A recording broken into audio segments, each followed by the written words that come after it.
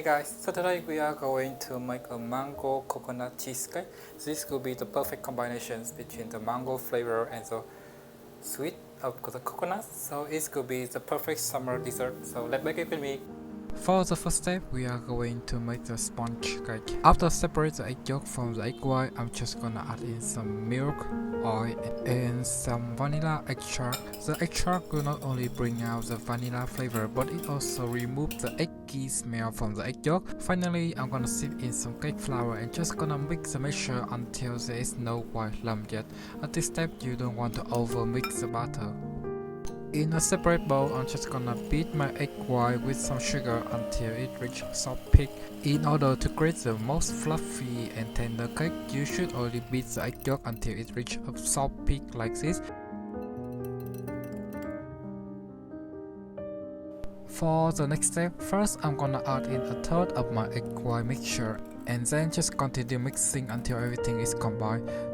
After that, I'm just gonna add in the remaining third and just gonna gently fold this mixture. And this is how the final batter will look like. It's still quite soft and fluffy like this. I'm just gonna pour it into my pan and gently pour it into every edge of the pan to make the perfect even layer. And after that, in a preheated oven, I'm gonna bake my cake at 160 Celsius for 20 minutes or until the cake top turns golden brown like this. Try to tap it a few times when you remove it from the oven to release the hot stream that's still stuck in the cake. And for the final step, we are just gonna let the cake cool on a cooling rack.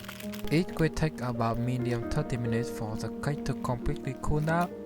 And in the meantime, we can continue with making the whipping cream. For this recipe, it's quite simple. I'm just gonna add in some coconut powder to make some extra coconut flavor for the cake, and just gonna beat it until it's turned a little bit soft peak like this. Because after this we will pour the cream into a mold, so if the cream is still quite a little bit liquid, it could be easier for us to pour.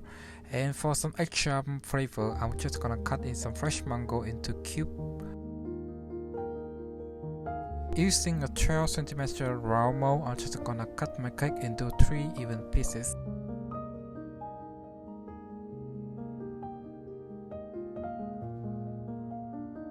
Surround the mold with some acetic to remove it easier later.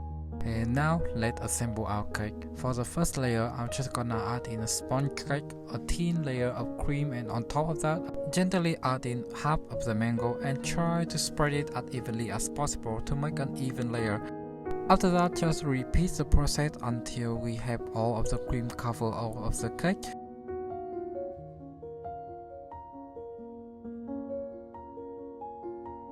After that, we're just gonna let it in the freezer for at least 4 hours.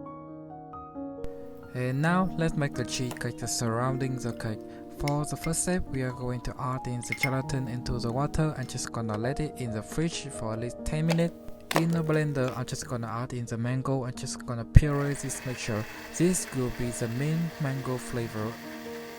I have put my cream cheese in room temperature at about 30 minutes before using it. After that, I'm just gonna add in some sugar, lime juice, and the mango puree that we just blended, and just gonna mix until everything is combined. If at this step the cream cheese might a little bit lumpy, it might be because it's still cold, so you should microwave it for about 30 minutes and just gonna gently blend until the mixture has turned a little bit warmer and the cream cheese will melt, and we eventually will get a smooth mixture. Otherwise, we can sip the mixture and just let like a little bit small cheese lump to let out of the sip, and we will get a smooth mixture. Or at this step, you can save some time and just gonna put everything into a blender and blend one more time until everything is smooth. That could be okay either. In a separate bowl, I'm just gonna add in my whipping cream and just gonna gently beat it until it forms a soft peak like this. And then we can add into the previous mango mixture and just gonna blend everything until it's combined. I want my cheesecake to look extra special, so I'm just gonna divide the cheesecake into 2 equal portions, and then I'm just gonna add in some food coloring to make a true beautiful layer. This is my cake after it has been completely cooled, and now we're just gonna move it to another separate mold. For this one, I'm using an acetic to make a mold on the outside, and then we are just gonna gently pipe in the color of the cream cheese. I will pipe the one that has more colorful from the bottom, and on the top I'm just gonna add in the lighter color one. Let the cheesecake rest in the freezer for at least 2 hours.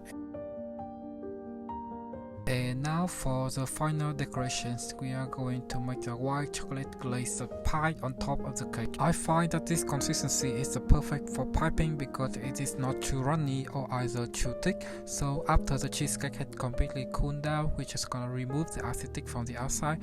As you can see, it has a little bit hole, so I'm just gonna fill it in with some whipping cream.